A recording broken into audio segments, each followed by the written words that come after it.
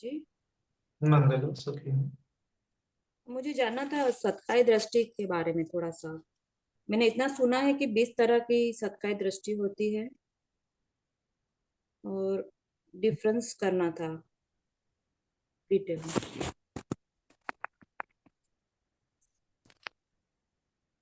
ठीक 20 है। तरह की तो वो सबसे पहले जानेंगे सत्कार दृष्टि के बारे में। वैसे तो अलग अलग प्रकार से सत्कार दृष्टि को कहा जाता है और डिफाइन किया जाता है, लेकिन मोटे मोटे तौर पर अगर हमने डिफाइन करना है तो जो सत्काय, ये शब्द का अर्थ क्या है कि सत्काय, काया में कुछ तो भी सत्य है ना। ऐसा हम क्या करते हैं, ऐसा मान लेते हैं कुछ तो भी सत्य है। तो पुराने जमाने में ऐसा माना जाता था कि काया में आत्मा है ना। और ये आत्मा क्या होती है, एक शरीर से दूसरे शरीर पे, तीसरे शरीर पे, मतलब का ये जो आत्मा है वो क्या होती है, बदलती रहती है। मतलब आत्मा जो है परमानेंट रहती है और शरीर जो है बदलता रहता है। इस प्रकार से आत्मा मान लेना, इस शरीर को क्या कर लेना, मैं मेरा मान लेना, सत्या दृष्टि है। इस प्रकार से कहा जाता है। और अभी तो मान भी जो है, मान और सत्या दृष्टि लगभग एक ही जैसे हैं। मान को ईगो कहा जाता है, उसको भी आत्मा कहा जाता है। बहुत सारे जो अलग है, बुद्धिज्म से अलग जो धारणा रखते हैं धर्म संप्रदाय है, उनमें सोल का कंसेप्ट है। तो सोल या फिर आत्मा या फिर कुछ भी, तो जो मैं मेरे का भाव है बेसिकली वही सत्कार दृष्टि है कि मैं मरने के पश्चात कुछ तो भी बचेगा, कुछ तो भी शेष रहेगा।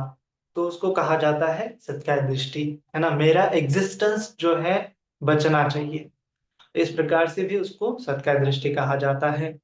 लेकिन एकदम सूक्ष्म रूप से देखेंगे, सूक्ष्म रूप से समझेंगे तो सत्कार दृष्टि का मतलब होता है कि हम है ना। जैसे मैं हूं तो मेरा एग्जिस्टेंस है। तो मुझे कैसे पता कि मेरा एग्जिस्टेंस है, तो मैं विचार करता हूँ कि मेरे दो हाथ है, दो पैर है, मेरी पूरी बॉडी है ना। अभी मैं सपने भी देखूंगा तो इस शरीर से ही मैं सपने देखूंगा। मतलब अगर मुझे सपना पड़ता है तो मुझे याद होता है कि सपने में मैंने जो देखा वो मेरे साथ घटित हुआ। सपने में मैं, मेरे पीछे कुत्ता भागा, है ना, और कुत्ता मुझे दौड़ा रहा है, ऐसा सपना गिर गया समझो। तो मुझे एहसास होता है कि वो कुत्ता मेरे ही पीछे भागा, है ना। मुझे क्या एहसास होता है कि वो कुत्ता मेरे ही पीछे भागा। तो सपने में भी क्या हो रहा है, हमारी एक आइडेंटिटी बनाए रखी है, एक आइडेंटिटी बरकरार कंटिन्यू रहती है। तो बेसिकली उस आइडेंटिटी को सत्कार दृष्टि कहा जाता है। बेसिकली ये साइकोलॉजिकल सेल्फ है, ये हमने खुद बनाया है, हमारे दृष्टि के कारण बना हुआ है। हमें ऐसा अनुभव होता है कि हाँ मुझे हाथ है, मुझे पैर है, मुझे मारा तो मुझे चोट लगती है, इस प्रकार से मुझे अच्छा लगता है, ये अनुभव बुरा लगता है।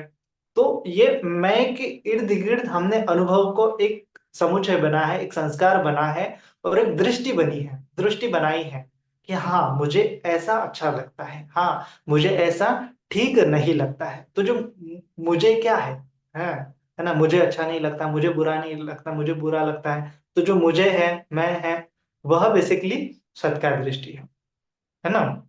जब हम कभी भविष्य के बारे में सोचते हैं, अगर आप देखोगे, कल्पना करोगे, तो आप भविष्य में सोचते हो कि मैं फलाना फलाना बन जाऊं, मैं डॉक्टर बन जाऊं, मैं इंजीनियर बनूंगा, मैं ऐसा करूंगा, 10 गाड़ियां मेरे पास होंगी, 10 बंगला मेरे पास होगा। तो उसमें क्या करते हैं, जो अभी का मेरा अस्तित्व है उसी को बरकरार रखते हुए भविष्य की कामना करते हैं। तो उसको बोला है सत्कार दृष्टि। लेकिन, है ना, सत्कार दृष्टि, अ, मैं जन्म मतलब बचपन में मैं ऐसा था, अभी मैं ऐसा हूँ, बूढ़ा होके मैं ऐसा होऊंगा, तो उसमें हमारा एक सेल्फ बना रहता है, एक आइडेंटिटी बनी रहती है इस बॉडी के प्रति। जो अनुभव है बॉडी के प्रति तो दूर की बात है, लेकिन जो अनुभव हमें लग रहा है, अच्छा बुरा, आंखों से जो रूप देखा, कानों से जो ध्वनि सुना, बॉडी से जो 6 इंद्रियों से जो हमने कलेक्ट किया है डेटा, जो अनुभव हमने कलेक्ट किए हैं, वो सारे अनुभव का हमें लगता है कि मैं आस्वाद ले रहा हूँ और एक आइडेंटिटी बनती जा रही है। उस आइडेंटिटी को बोला है सत्कार दृष्टि। इस अनुभव का संग्रह, इस अनुभव को जानने की जो क्षमता है, बार बार जानता रहता है, तो उसको सत्काय दृष्टि बोला जाता है। अभी सत्काय दृष्टि इसीलिए भी बोला जाता है कि ये बॉडी के साथ कनेक्शन बना हुआ होता है। बॉडी के साथ कैसे कनेक्शन बना हुआ होता है कि जैसे जो बॉडी की धारणा है हमारी के, हमें लगता है कि दो हाथ है, दो पैर है, तो हमने भी क्या किया है, उसी प्रकार का आत्मा होता है ना। जैसे आपने सुना होगा कि जो आत्मा का कंसेप्ट मानते हैं, तो बहुत सारे लोग मानते हैं कि पूरे शरीर का जैसा आकार है वैसी ही बॉडी होती, वैसा ही आत्मा होता है ना। तो उसी प्रकार से इसको सत्काय दृष्टि बोला है कि ये काया के साथ लिंक होती है। अगर कोई समझो हाथी है, हाथी का छोटा बच्चा है, तो वो सोचेगा किस पैटर्न में सोचेगा कि उसके शरीर के साथ ही वो सोचेगा, है ना। वो सोचेगा कि मैं किसी तालाब के पास गया, वहां पे बहुत ठंडा ठंडा पानी था, पानी में मैं खेला। तो वो अगर इमेजिन करेगा तो कैसे इमेजिन करेगा कि उसके सोंड से वो पानी निकल रहा है, पानी फेंक रहा है, उसकी जैसी काया है। उस काया के साथ जो उसको जो अनुभव बने हैं और उसके साथ उसने एक आइडेंटिटी आइडेंटिटी बनाई है, उस आइडेंटिटी को बोला है सत्काय दृष्टि। तो बेसिकली इसी सत्काय दृष्टि के चलते हम हमारे एग्जिस्टेंस को बनाए रखने की चेष्टा करते हैं, कामना करते हैं, और उसके चलते भव बनाते हैं।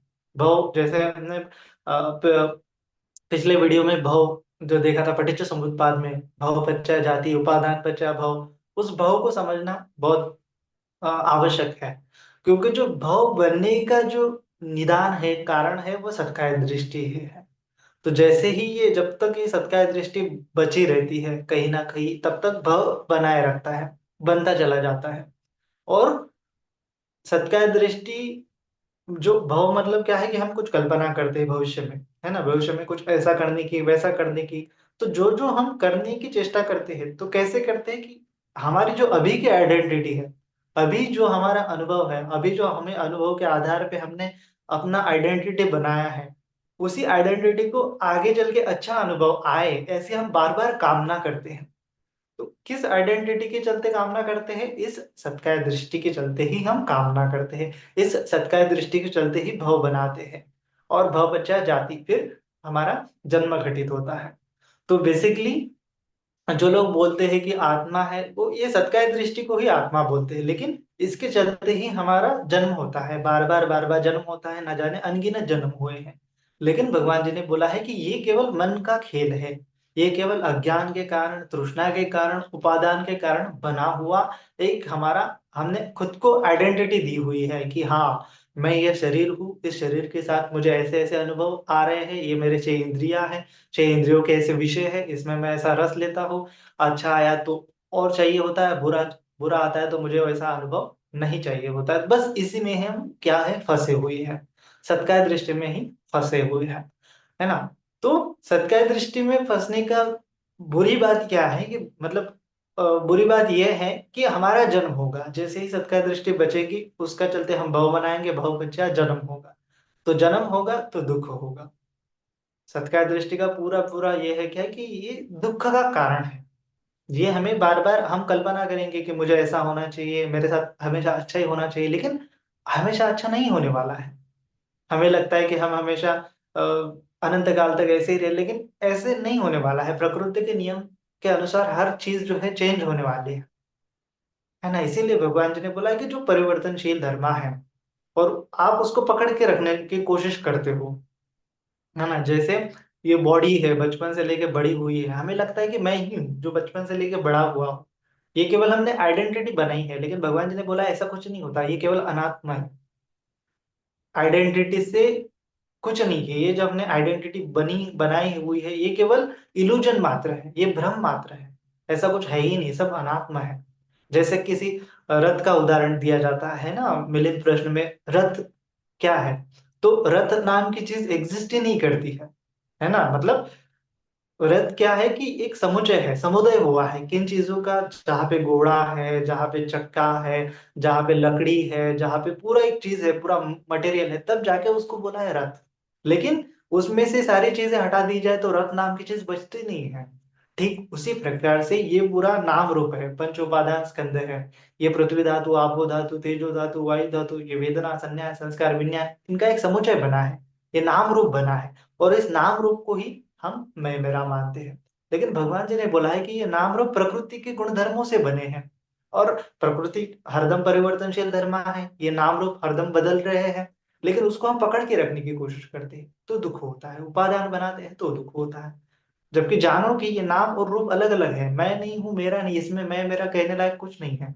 जब भी हम कोशिश करते कि मैं नहीं मरूं, मैं बूढ़ा नहीं हूं, लेकिन हो जाता है, क्योंकि ये ऐसा प्रकृति का धर्म है ना। और जब हम मरते हैं उसी समय में भी क्या होता है कि हाँ, बहुत सारे लोगों को लगता है कि मैं नहीं मरना चाहिए, नहीं मरना चाहिए, क्योंकि वो अपने आइडेंटिटी को बरकरार रखने की कोशिश करते हैं तो दुख होता है।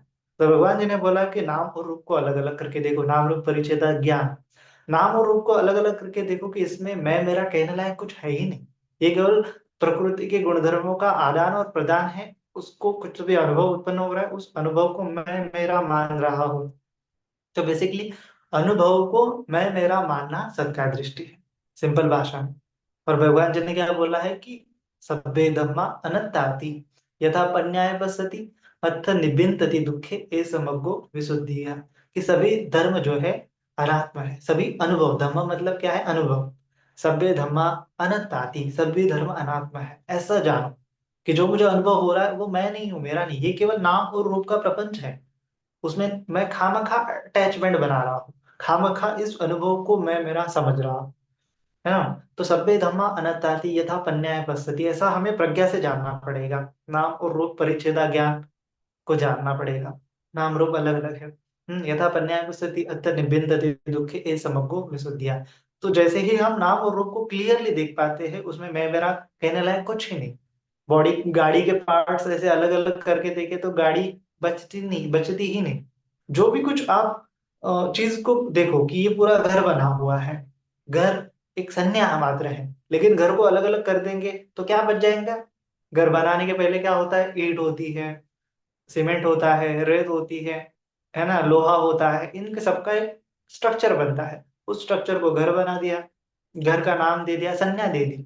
तो ये पूरा शरीर है, ये पृथ्वी धातु, आपो धातु, तेजो धातु, वायु धातु, और ये उसमें नाम चिपक गया, ये बन गया एक सत्व, एक जीव बन गया। उस जीव मैं बन गया। उस जीव को मैं मेरा क्यों कहते हैं, क्योंकि केवल अनुभव आ रहा है इसीलिए मैं मेरा कह रहे हैं। लेकिन क्लियरली देखेंगे, जो अनुभव के प्रति हमने उपादान बांधा है वो हमारे दुख का कारण है, ऐसा जैसे ही देख लेंगे तो सत्कार दृष्टि गिर जाएंगी, है ना। जानेंगे कि ये जो पांच स्कंद है वो अलग अलग होने वाले हैं, है ना। मरने के समय में क्या होता है, वो अलग अलग हो जाते हैं, है ना। पृथ्वी धातु में विलीन हो जाता है, आपो धातु में विलीन हो जाता है, तेजो धातु में विलीन हो जाता है, वायु धातु में विलीन हो जाता है। सभी चीजें विलीन हो जाती है। तो जिस बॉडी के प्रति मुझे बचपन से लेके, है ना, हमें समझता कब से है, बचपन से, जब से हम जन्म लेते हैं तब से हमें समझता है, अनुभव होने लगता है। और बचपन से बड़े हो रहे, छोटे छोटे हो रहे, कुछ लग रहा है, कुछ सुखद लग रहा है, कुछ खा रहे अच्छा लग रहा है, बुरा लग रहा है, कड़वा लग रहा है, स्पर्श अच्छा लग रहा है, बुरा लग रहा है, कड़वा लग रहा है, एक मेमोरी बना रहे हैं, और इस मेमोरी को ही मैं मेरा मान रहे हैं।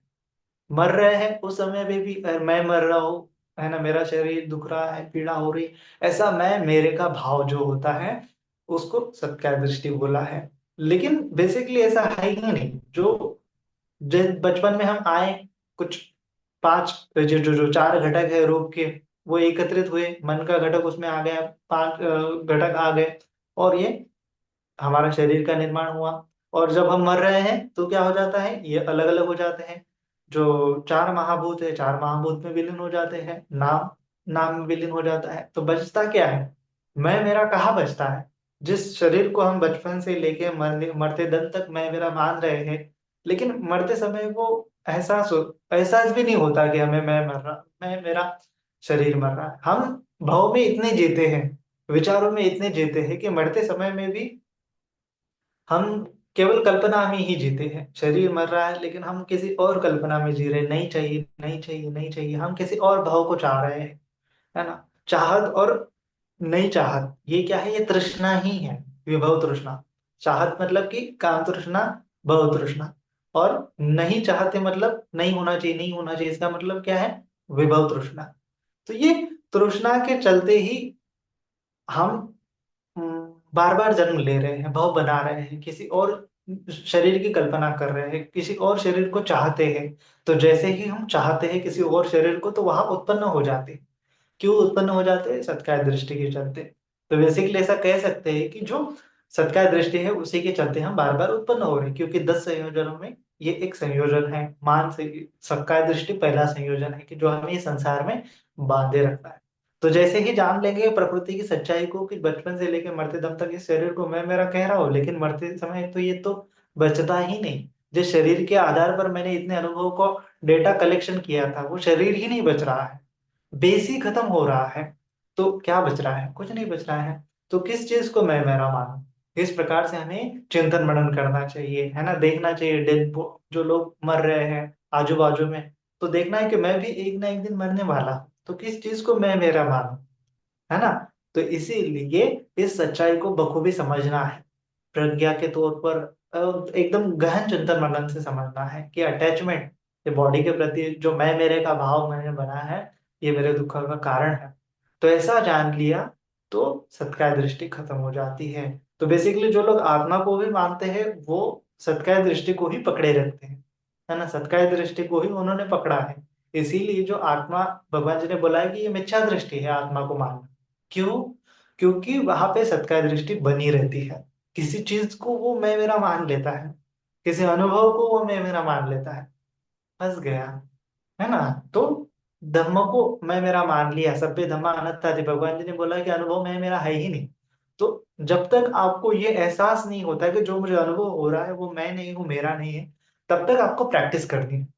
जिस दिन ये रियलाइजेशन हो जाएगा कि जो मुझे अनुभव हो रहे हैं वो मैं नहीं हूँ, मेरे नहीं, तब जाके निर्वाण है, तब जाके श्रोतापन्न अवस्था है, सकृदागामी अनागामी अनंत की अवस्था हो जाती है। फिर धीरे धीरे प्रैक्टिस बढ़ने से तो जानना है कि जो अनात्मा क्या है। भगवान जी का सबसे सबसे गहन ज्ञान यही है कि अनात्मा है सब चीजें, मैं मेरा कुछ भी नहीं। कितना भी बड़ा अनुभव क्यों ना है आपको, आकाश अनंत आयतन, विज्ञान अनंत आयतन, कितना भी बड़ा लगे आपको, आपका शरीर कितना भी बड़ा आपको एक्सपीरियंस है, लेकिन उस एक्सपीरियंस के प्रति भी अटैचमेंट नहीं करनी है ना। भगवान जी ने बक ब्रह्मा को उपदेश देते हुए कहा था ना कि ब्रह्मा को लगता है कि ये सारा सृष्टि मेरे अंदर ही उत्पन्न हो रही है, मेरे अंदर ही ये जीव जो उत्पन्न हो रहे हैं, मर रहे हैं, उत्पन्न हो रहे हैं, मर रहे हैं। ब्रह्मा की आयु लाखों वर्ष की होती है, तो उस ब्रह्मा को एहसास होता है कि मैं अनंत काल तक रहने वाला हूं, है ना।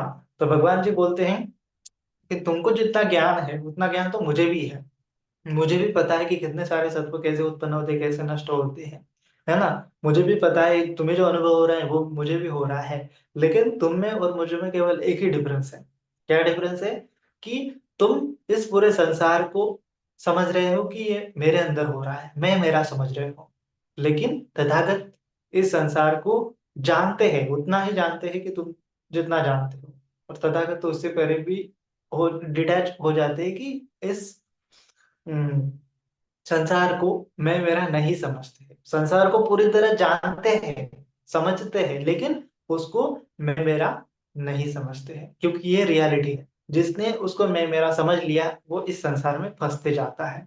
मूल पर्याय सूक्त में भी भगवान जी ने मध्यम निकाय में समझाया है कि कैसे कोई व्यक्ति कोई किसी एक घटक को पकड़ते हुए, पृथ्वी धातु को पकड़ते हुए उसको मैं मेरा समझता है, आपो धातु को पकड़ता है उसको मैं मेरा समझता है, तेजो धातु को पकड़ता है उसको मैं मेरा समझता है ना। ये चक्षु से देखा रूप उसको मैं मेरा समझता है ना। चक्षु को मैं मेरा समझता है, कानों को मैं मेरा समझता है, कानों से ध्वनि निकल रहा है उसके प्रति मैं मेरा का भाव उत्पन्न करता है ना, है ना। जो कुछ भी अनुभव मन से कुछ भी कल्पना कर ली, उसको अनुभव आ गया, सुख का अनुभव हुआ है, उसको मैं मेरा समझ लेता है ना। कोई कल्पना कर ली कि ऊपर जाके कोई बैठा हुआ है, उस कल्पना को मैं मेरा, ये मन का जो विषय है, धम्म है, धम्म मतलब मन की कल्पना, तो उस कल्पना को मैं मेरा मानता है।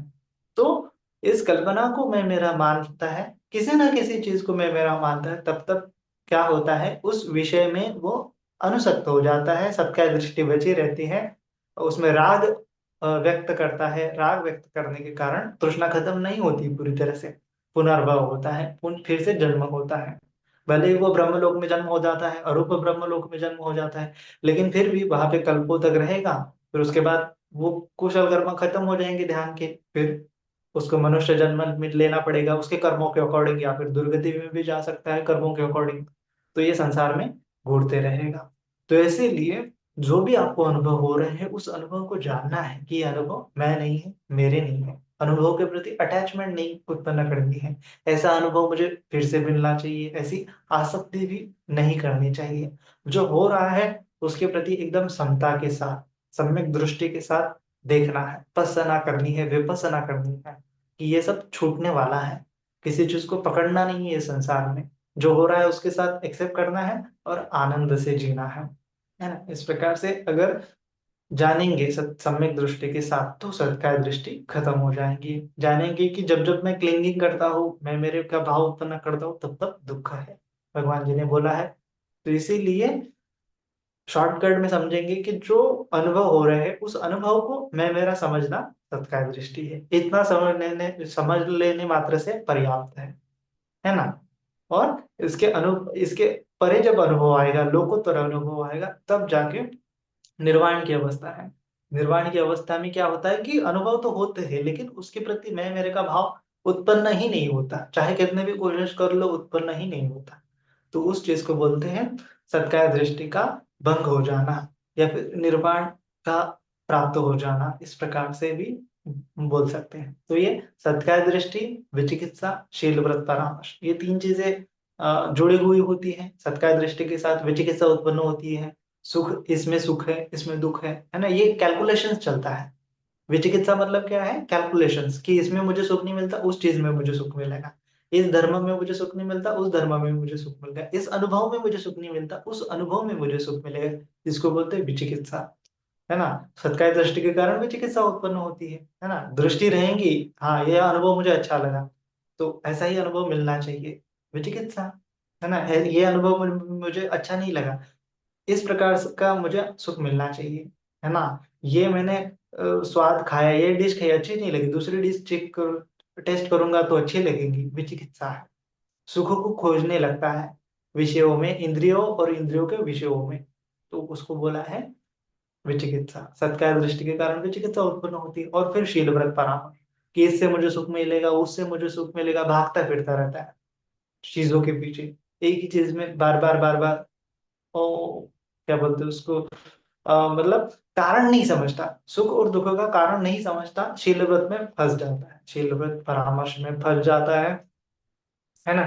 किसी आत्मा का साक्षात्कार कर लेने से दुख मुक्त हो जाऊंगा, है ना, ऐसे मुक्ति का मार्ग नहीं पता, है ना। तो कर्म कांड में फंस जाता है, किसी भुआ बाबा में फंस जाता है, नाना प्रकार की मिथ्या दृष्टि उत्पन्न कर लेता है। तो शील व्रत परामर्श, तो ये सत्कार दृष्टि, विचिकित्सा, शील व्रत परामर्श जिसके खत्म हो जाते हैं तो वो श्रोतापन्न कहलाता है। भगवान जी का धर्म उसको समझ में आता है, सुख का और दुख का कारण उसको समझ में आता है ना। दुख का कारण क्या है कि मैं मेरे का भाव, अनुभव को मैं मेरा समझ रहा हूं तो दुख है। अनुभव केवल ये नाम और रूप के प्रपंच से उत्पन्न हुए हैं, खत्म हो जाएंगे। अनुभव को अनित्य जानता है, अनुभव को मैं मेरा जानूंगा तो दुख जानता है, इसीलिए। और इसके परे हो जाने से सुख है, अनात्म दर्शन। अनात्म दर्शन कर लेने से तो क्या है, दुख से मुक्ति है। तो चार आर्य सत्य का एकदम गंभीर पन्या से उसको साक्षात्कार हो जाता है, तो वह उसकी सत्कार दृष्टि खत्म हो जाती है, विचिकित्सा खत्म हो जाती है, शील व्रत परामर्श खत्म हो जाता है, वह व्यक्ति श्रोतापन्न कहलाता है ना। श्रोतापन्न होने के लिए आपको ये आवश्यक है कि आप कर्म सिद्धांतों को भी अच्छे से समझें, है ना, कि जो हो रहा है वो आपके कर्मों के अकॉर्डिंग हो रहा है। जो कितनी भी आप भविष्य की, भूतकाल की कल्पना कर लो तो वो आपको कर्मों के हिसाब से ही मिलेगा ना। तो आपको भविष्य में नहीं जीना है, वर्तमान में आपको कर्मों के ऊपर फोकस करना है, कुशल कर्म करते जाना है, अकुशल कर्मों का त्याग करना है और चित्त को परिशुद्ध करते जाना है। ऐसा समझ लिया तो आपको ये सत्कार दृष्टि, विचिकित्सा, शीलवत परामर्श खत्म हो जाने लगते हैं।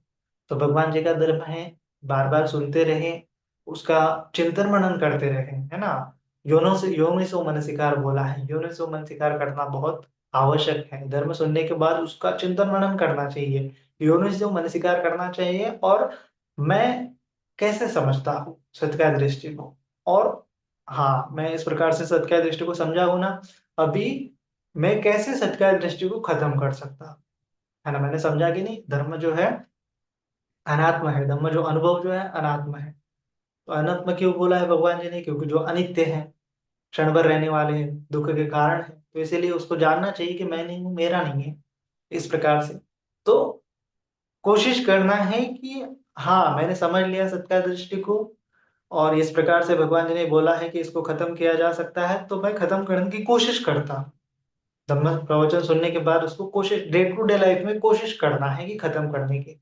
जानना है कि हाँ अभी सत्कार दृष्टि उत्पन्न हुई है, हाँ मैं ये अनुभव के प्रति राग उत्पन्न कर रहा हूँ, द्वेष उत्पन्न कर रहा हूँ, सत्कार दृष्टि उत्पन्न हुई है ना। तो मुझे ऐसा नहीं करना चाहिए। ये मेरे सत्कार दृष्टि के कारण ईगो जाग उठा है ना। सत्कार दृष्टि के कारण लोभ जाग उठा है, द्वेष जाग उठा है, तो उसको उत्पन्न नहीं होने देना है, क्योंकि ये अनित्य है, दुख का कारण है। तो उसको मुझे त्यागना ही बेहतर है। सत्कार दृष्टि रहेंगी तो दुख में पड़ जाऊंगा, यही लाइफ नहीं, अनेकों लाइफ में दुख में पड़ जाऊंगा, तो इसीलिए उसको त्यागना ही बेहतर है। इस प्रकार से जब भी उत्पन्न हो जाए सत्कार दृष्टि, तब तक उसका त्याग करना है। तो ऐसे प्रैक्टिस करेंगे तो समझ में आएगा कि हाँ रियलिटी में कौन सी चीज मुझे दुख दे रही है। दुख के पीछे जानेंगे तो सत्कार दृष्टि ही होती है। बेसिक लेवल पे सत्कार दृष्टि है, ऊंचे लेवल पे देखेंगे तो मान होती है, अविद्या। मान मतलब वो ईगो, जो मतलब वो तो बहुत बड़ी बात है। मतलब सत्कार दृष्टि को भी समझने वाला पीछे मान होता है, तो वो मान भी क्या होता है, अनित्य दुख अनात्मा होता है। तो मान तो जाने दो, लेकिन ये ईगो, ये आइडेंटिटी नहीं बनाना है। मेरी आइडेंटिटी क्या है, मैं तो कर्म हूँ, मैं तो कर्म का दायक हूँ, कर्म के द्वारा मैं उत्पन्न हुआ हूँ, कर्म के द्वारा ही मेरे जीवन में जो कुछ भी होगा वो घटित हो जाएगा। तो इसीलिए मुझे कर्म करने पे फोकस देने हैं। मेरे लाइफ में सुख आ रहा है, दुख आ रहा है, तो कर्मों के कारण आ रहा है, तो मुझे अच्छे कर्म करते हुए दुख को दूर करना चाहिए। इतना समझ लेने मात्र से भी पर्याप्त हो जाता है, और ऐसी प्रैक्टिस करने मात्र से पर्याप्त हो जाता है, तो व्यक्ति श्रोता बनने की दिशा में आगे आगे बढ़ता चला जाएगा, है ना। तो इस प्रकार से समझना है, और उसको डे टू डे लाइफ में जानना है, समझना है, उसको तोड़ने की कोशिश करनी है, मन को प्यूरिफाई करने की कोशिश करनी है। ये संयोजन है, ये हमें दुख में बांधे रखता है, तो कोशिश करना है कि ये संयोजन से छुटकारा मिल जाए, है ना। तो इस प्रकार से है। आशा करता हूँ कि आपको समझ में आया होगा थोड़ा थोड़ा।